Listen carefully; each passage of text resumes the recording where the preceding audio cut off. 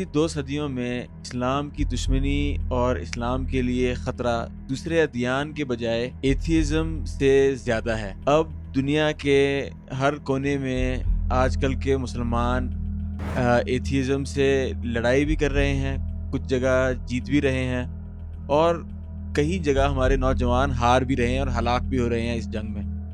19ویں اور 20ویں صدی کے مشہور فلاسفر برٹرینڈ رسل نے کہا تھا کہ religion is something left over from the infancy of our intelligence. It will fade away as we adopt reason and science as our guidelines. Bertrand رسل 1970 میں مر گئے، اور ان کے مرنے کے بعد ان کی بات ایک حد تک سچ ثابت آج کل ہو رہی ہے۔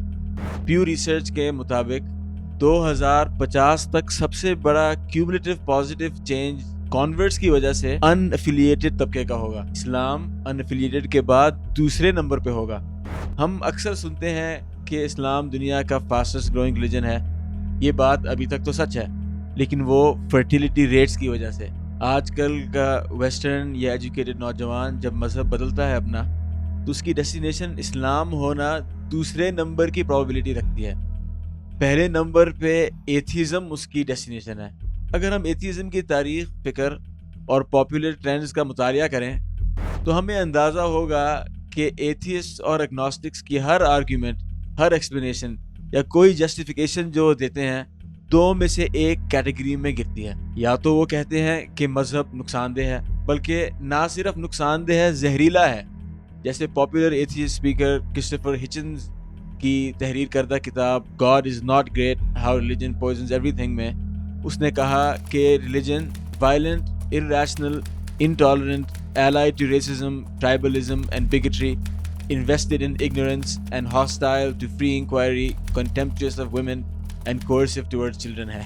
یہ اس نے لمبی بات کرنے میں بیسیکلی یہ کہنا تھا کہ ریلیجن زہریلا ہے۔ ان کی دوسری آرگیومنٹ یہ ہوتی ہے کہ ریلیجن irrational بلکہ اینٹی ریشنل ہے۔ اس آرگیومنٹ کا مقصد یہ کہنا ہے کہ ریلیجن فائدہ مند ہو یا نہ ہو، دنیا کو پوائزن کرے یا فائدہ دے، اس سے فرق ہی نہیں پڑتا جب ریلیجن سچ ہی نہیں ہے، جب خدا کی ایگزسٹنس ریشنلی ٹرو ثابت ہی نہیں ہو سکتی۔ اس ٹاپک پہ بھی ایتھیسٹ کی طرف سے ملٹیپل کتابیں بھی چھپ چکی ہیں، انکلوڈنگ ہچنز کے دوست ڈاکنز جس نے دا گاڈ ڈیلیوژن لکھی۔ آج کی ویڈیو میں ہم ایتھیزمز کے 4 اہم پہلوؤں پر بات کریں گے۔ Number 1، the myth of atheist superiority. Number 2، the violent beginning and history of atheism. Number 3, the weak philosophy and intellect of atheism.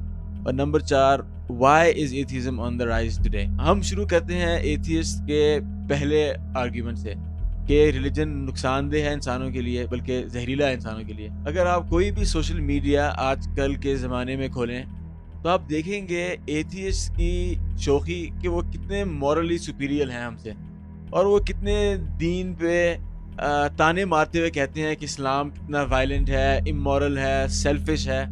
تو کیا ایتھیزم واقعتاً مسائل کا حل ہے اور ریلیجن کاز ہے؟ ریسرچ دکھاتی ہے کہ ایتھیسٹ کم چیریٹی کرتے ہیں، کم سیوک پارٹیسپیشن یعنی سوسائٹی میں حصہ ڈالتے ہیں اپنا، کم ایمپیتھیٹک ہوتے ہیں، ان کی زیادہ طلاقیں ہوتی ہیں، اور ان کے پرسنل پرابلم جیسے ڈرگ ابیوز، شراب کے مسائل کامن ہوتے ہیں۔ ایتھیسٹ دین والے حضرات سے زیادہ سوسائڈ بھی کرتے ہیں، اور سب سے بڑھ کے پیو ریسرچ کے مطابق ایتھیسٹ اپنے آپ کو کم خوش بھی سمجھتے ہیں۔ اگر ایتھیسٹ کا مقصد ہی زندگی کا خوشی ہے اور ان کو وہ بھی نہ ملی تو وہ دین کیسا جو زہریلا ہے؟ تو آپ خود بتائیں کہ کیا مشہور ایتھیسٹ کرسٹوفر ہچنز کی بات سچ تھی کہ ریلیجن پوائزنز ایوری تھنگ، یا پھر اصلی میں ایتھیزم وہ ہے جو کچھ چیزوں کو پوائزن کرتا ہے؟ تو اگر ہم اس پوائنٹ کو تھوڑی گہری نظر سے دیکھیں تو ہمیں ایتھیزم کی ہسٹری کی طرف جانا پڑے گا۔ اب اگر ہم فیکٹس اور فگرز کو چھوڑ دیں اور دیکھیں کہ لادینیت کی شروعات کیا تھی، تو ہمیں سمجھ آئے گا کہ کیا چیز اصل میں انسانوں کے لیے نقصان دہ ہے۔ 1790s میں نوجوان وکیل میکسیملین روبسپیئر نے فرینچ ریولوشن سنبھال لی۔ روبسپیئر کا کرسچن چرچ کے ساتھ بہت اینٹاگونسٹک، لڑائی والا تعلق تھا۔ وہ ایتھیسٹ تو شاید نہیں تھا، لیکن ڈیفینیٹلی ان ایفیلیٹڈ کیٹیگری جو ہم نے کہی تھی اس میں آتا تھا۔ اس کے اپنے ملک میں ریلیجن سے دشمنی شاید تھوڑی بہت بنتی بھی تھی، کچھ نہ کچھ مذہبی طبقے نے ظلم بھی کیا تھا۔ جو ریلیجس کلرجی تھی انہوں نے بادشاہوں کے ساتھ مل کے عوام کو وقتاً فوقتاً ابیوز بھی کیا تھا، روبسپیئر نے سوچا کہ مذہب کو 3 ویلیوز سے ریپلیس کیا جائے: لبرٹی، ایکوالٹی، فریٹرنیٹی، جو آج تک فرانس کے جھنڈے کے 3 رنگ بھی ہیں۔ آپ اپنی آنکھیں بند کریں اور آپ پکچر کریں کہ 1793 میں ریولوشن کے عروج پہ میکسیملین روبسپیئر اور اس کا دوست جارج ڈانٹون نوٹر ڈیم کیتھیڈرل کے سامنے کھڑے ہوئے ہیں، اور وہ یہ ڈسکس کر رہے ہیں کہ ہم اس کیتھیڈرل کا نام کیا رکھیں۔ تو ان دونوں نے مل کے سوچا کہ اس کو ہم آج سے دا ٹیمپل آف ریزن کہتے ہیں۔ چرچ تھی، اب وہ ٹیمپل آف ریزن ہو گیا، فیصلہ انہوں نے کر دیا۔ پھر 1793 سے 1801 تک نوٹر ڈیم ایک ٹیمپل آف ریزن بن گیا، مذہب پیچھے ہو گیا۔ پھر تو فرانس میں امن آ گیا ہوگا، فرانس جو ہے اس نے ترقی بھی کر لی ہوگی۔ روبسپیئر نے نوٹر ڈیم کا نام بدلنے کے بعد 16,000 انسانوں کو گیلوٹین سے مار دیا۔ آپ یہ مت سمجھیں کہ یہ تاریخ میں ایک واقعہ جو میں آپ کو بس سنا رہا ہوں۔ بار بار ہم دیکھتے ہیں کہ ایتھیسٹ جب بھی طاقت میں آتے ہیں، جب انہیں کوئی اقتدار دیا جاتا ہے تو بہت ظلم کرتے ہیں، بلکہ یہ روبسپیئر کی فلسفی کا نیچرل کنکلوژن تھا۔ جب انسان سمجھے کہ وہی جانتا ہے کہ کیا اس کے لیے اور غیروں کے لیے فائدہ مند ہے اور کیا نقصان دہ ہے، تو انسان ایسے ہی فیصلے کرتا ہے۔ لبرل تھاٹ کلیم کرتی ہے کہ وہ ریزن کو جج بناتی ہے، اور اسپیشلی اگر ہم میٹر کے علاوہ کچھ بھی نہیں ہے تو رائٹ اور رانگ ایگزسٹ نہیں کر سکتا، اور موریلٹی بھی ایگزسٹ نہیں کر سکتی، تو ہم خود ہی فیصلہ کریں گے کیا حق ہے اور کیا غلط ہے۔ لیکن لاز بدلتے رہتے ہیں۔ روبسپیئر نے قانون بدل کے لیگلی 16,000 لوگوں کو مارا، اس نے کوئی قانون نہیں توڑا۔ اور جب اسٹالن نے 1 کروڑ کو مارا، اس نے بھی کوئی قانون نہیں توڑا۔ اور جب ہٹلر نے 5 کروڑ کو مارا تو اس نے بھی کوئی قانون نہیں توڑا جرمنی کا، بلکہ وہ جرمنی میں اس وقت پاپولر تھا۔ 1944 میں ہٹلر کا رائٹ ہینڈ مین ہینریک ہائملر نے، ہولوکاسٹ کا جو آرکیٹیکٹ تھا، اس نے اتنے یہودیوں کو مارنے کے بعد کہا کہ جو ہماری پرانی ساری ٹریٹیز تھی کہ ہم اس طرح کی چیزیں نہیں کریں گے، after all what compels us to keep our promises، وہ کون سی چیز ہے جس کی وجہ سے ہم اپنے وعدوں کو پورا کریں؟ ہم نہیں کرتے۔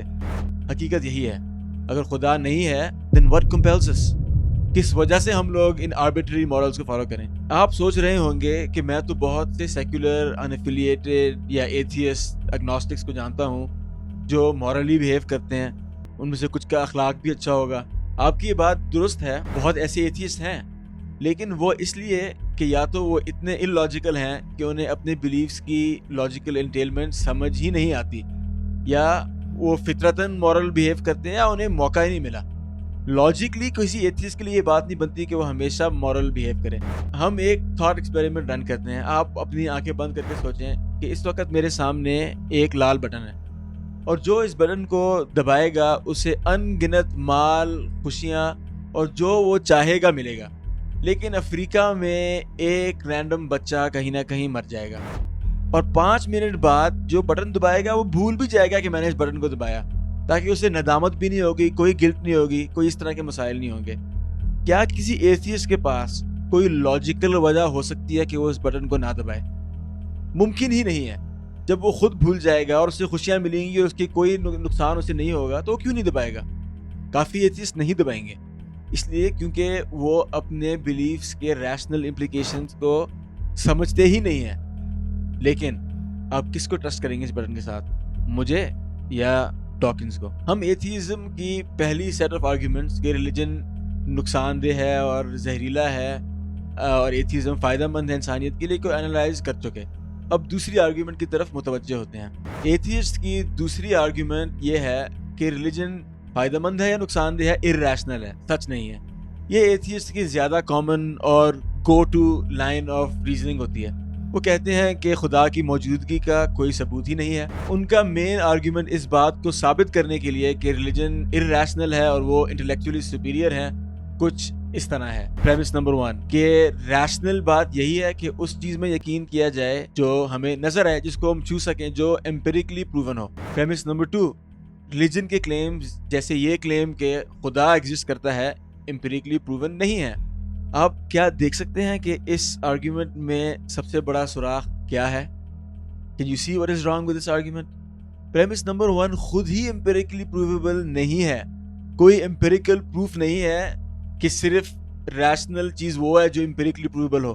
ہم کیا ہاتھ سے چھو سکتے ہیں کسی پروف کو جو ہمیں ثابت کرے کہ ہمیں امپیریکل پروف چاہیے ہر چیز کے لیے؟ یہ آرگیومنٹ سیلف ریفرینشلی انکنسسٹنٹ ہے، اس کو آرگیوئنگ ان اے سرکل کہتے ہیں، اور یہ آرگیومنٹ پہلے ہی پریمس پہ فیل ہو جاتی ہے۔ فنی بات یہ ہے کہ ایتھیسٹ بہت نان امپیریکلی پروویبل الٹرنیٹیوز کو ایکسیپٹ کر لیتے ہیں آسانی سے۔ کیا یونیورس ایک میسو کمپیوٹر سیمولیشن ہو سکتا ہے؟ کیوں نہیں، بالکل ہو سکتا ہے۔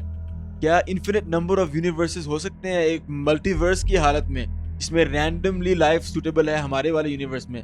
بالکل پاسبل ہے، کیوں نہیں۔ کیا یونیورس ایک ایڈوانس ایلین ریس کا کھیل ہے؟ ہو سکتا ہے، بالکل ہو سکتا ہے۔ اور یہ آخری بات جو ہے یہ ڈاکنز نے خود الجزیرہ میں ایک انٹرویو میں کہی تھی کہ خدا کا مجھے نہیں پتا، ہو سکتا ہے کچھ ایلین ماسٹر ریس ہو جس نے ہمیں بنایا ہو، ان کا کھیل ہو۔ لیکن کیا یونیورس ایک آل پاورفل خدا نے ایک مقصد کے لیے بنایا؟ او مائی گاڈ، تم اس طرح کی چیزیں کیسے یقین کر سکتے ہو جن کا کوئی امپیریکل پروف نہیں ہے؟ پریپوسٹرس، فیری ٹیلز، سلی۔ ایک اور دلچسپ آرگیومنٹ ایتھیزم کی ریشنلٹی کے خلاف ایک فلاسفر، امریکی فلاسفر کرسچن ایلون پلانٹنگا کی طرف سے آئی۔ ایلون پلانٹنگا نے ایک تھاٹ ایکسپیریمنٹ فارم کی اور اس آرگیومنٹ کا نام ہے دا ایوولوشنری آرگیومنٹ اگینسٹ نیچرلزم۔ اگر آپ کو ٹائم ملے آپ اس کو ریسرچ بھی کریں۔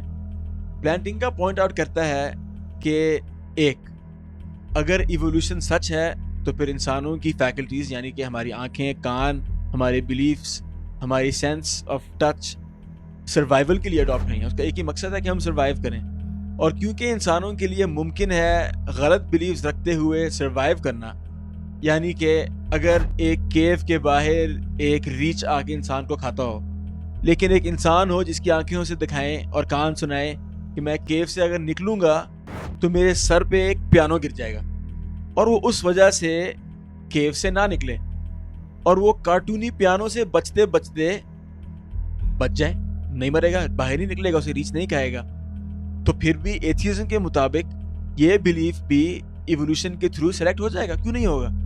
آپ کو جو بلیفس ہیں، فیکلٹیز ہیں، ان کو سروائیول چاہیے، حق نہیں چاہیے۔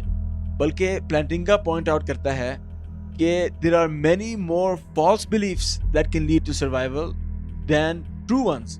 ہو سکتا ہے کیو مین اس لیے باہر نہ آئے کہ اسے لگتا ہے کہ باہر ٹیررسٹ ہیں، یا کہ باہر سانس نہیں آئے گا، یا کوئی بھی اور غلط belief. they are all equally effective for survival۔ تو پھر پلانٹنگا ایتھیسٹ سے پوچھتا ہے کہ یہ سننے کے بعد تم اپنی فیکلٹیز، اپنے کانوں پہ، آنکھوں پہ کیسے ٹرسٹ کر سکتے ہو؟ تم کیسے جسارت کر سکتے ہو کوئی بھی انٹلیکچوئل آرگیومنٹیشن کی جب تمہاری فیکلٹیز لائکلی فالٹی ہیں، تمہاری فیکلٹیز سروائیول کے لیے ایوالو ہوئی ہیں؟ اسی بات کو مشہور ناولسٹ سی ایس لوئس نے کچھ اس طرح پیش کیا: Supposing there was no intelligence behind the universe, no creative mind, in that case, nobody designed my brain for the purpose of thinking. It is merely that when the atoms inside my skull happen, for physical or chemical reasons, to arrange themselves in a certain way, this gives me as a byproduct the sensation I call thought. But if so, how can I trust my own thinking to be true? It's like upsetting a milk jug and hoping that the way it splashes itself will give you a map of London. But if I can't trust my own thinking, of course I can't trust the arguments leading to atheism, and therefore have no reason to be an atheist or anything else. Unless I believe in God, I cannot believe in thought. So I can never use thought to disbelieve in God. In arguments کے علاوہ بھی بہت rational reasons ہیں atheist نہ ہونے کے، اور یہ ہمارے علماء نے بھی کچھ آرگیومنٹس پیش کیے ہیں، اس طرح غزالی کی کازمولوجیکل آرگیومنٹ سے، کلام کازمولوجیکل آرگیومنٹ کہتے ہیں، دوسری کنٹینجنسی آرگیومنٹس رہی ہیں، فائن ٹیوننگ آرگیومنٹس رہی ہیں کہ ہم اپنے ارد گرد دیکھیں تو یونیورس بہت فائن ٹیون لگتا ہے انسانوں کے لیے، اور دوسری بھی آرگیومنٹس ہیں۔ لیکن ان سب سے بہترین جو آرگیومنٹ ہے وہ قرآنک آرگیومنٹ ہے۔ وہ یہ ہے کہ ہماری فطرت ہی ہمیں دکھاتی ہے کہ ایتھیزم سچ نہیں ہو سکتا۔ سائیکالوجسٹ نے بچوں پہ ایکسپیریمنٹس میں دیکھا کہ بچے ہمیشہ خدا کو مانتے ہیں۔ جیسے ایک ایکسپیریمنٹ میں بچے جو 4 سے 7 سال کی عمر کے تھے، ان سے پوچھا کہ ایک ماؤنٹن یا اینیمل کس نے بنایا، تو انہوں نے کہا خدا نے بنایا۔ اور جب ان سے پوچھا کہ ایک بلڈنگ یا ایک برج کس نے بنایا، تو انہوں نے کہا کہ یہ کسی انسان نے، کسی انجینئر نے بنایا۔ شاید آپ سوچیں کہ اتنی عمر تک تو بچے پیرنٹس سے یہ باتیں سیکھ چکے ہوں گے، انہوں نے اپنے ماں باپ سے سنا ہوگا کہ خدا نے بنایا۔ لیکن یہ ایکسپیریمنٹ جاپانیز بچوں پہ بھی کیا گیا جن کے شنٹو ریلیجن میں کوئی گاڈ کا تصور ہی نہیں ہے۔ قرآن مجید ایتھیزم کی واضح ریشنلٹی کی وجہ سے اس کو بہت کم کچھ جگہ پہ ہی ایڈریس کرتا ہے، 2-3 سوالوں پہ چھوڑ دیتا ہے۔ کیا وہ کچھ بھی نہیں سے بنے، یا انہوں نے اپنے آپ کو بنایا، یا انہوں نے آسمان اور زمین کو بنایا، اور آگے آیت کنٹینیو ہوتی ہے۔ ہماری اس ڈسکشن سے کلیئر ہو جاتا ہے کہ ایتھیزم کی کوئی لاجیکل سپیریورٹی نہیں، بلکہ ایک انکریڈبلی فلاڈ کانسیپٹ ہے، اور نہ اس سے انسانیت کو کوئی خاص فائدہ ہوتا ہے۔ دونوں مین آرگیومنٹس کوائٹ ویک ہیں ایتھیسٹ کے۔ پھر سوال یہ بنتا ہے کہ اصل میں لوگ پھر ایتھیسٹ کیوں ہوتے ہیں اگر ان کی جو مین آرگیومنٹس ہیں وہ اتنی ویک ہیں؟ اور اس کا جواب یہ ہے کہ بہت سے ازمز ہیں اور بہت سی دنیا کی فلاسفیز ہیں جو لوگوں کو اس طرف دھکیلتی ہیں۔ ہم اگلی ایپیسوڈ میں آپ سے وہ کچھ ازمز ڈسکس کریں گے جن کو اگر بندہ فالو کرنے لگ جائے تو ان کے ساتھ ایموشنل اٹیچمنٹ کی وجہ سے بندہ سٹیپ بائی سٹیپ لادینیت کی طرف دھکیلا جاتا ہے۔